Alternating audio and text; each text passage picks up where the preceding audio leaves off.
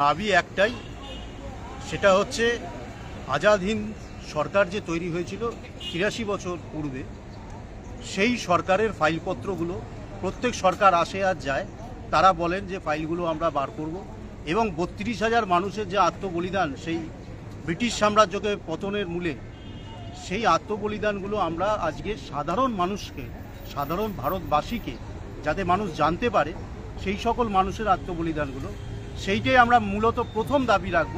যে আজকে ২১শে অক্টোবর, আজকে ১৯৪৩ সালে যে আজাদ হিন্দ বাহিনী সরকার গঠিত হয়েছিল এবং ভারতবর্ষের বুকে আমরা মনে করি প্রথম প্রধানমন্ত্রী তিনি নেতাজি সুভাষচন্দ্র বসু, এবং নেতা একজনই, নেতৃত্ব দেওয়ার স্থান একজনই, তিনি আমাদের সর্বপাথেয় এবং তাকে পাথেয় করে আমরা এগোবো।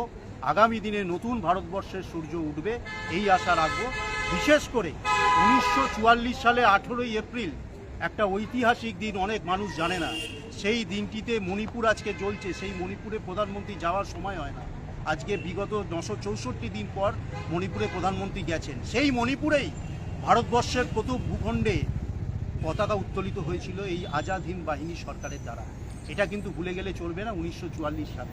সুতরাং আমরা চাইব নতুন সূর্য উঠুক, নতুনভাবে ভারতবর্ষ তৈরি হোক এবং অশুভ শক্তি নিপাত যাক।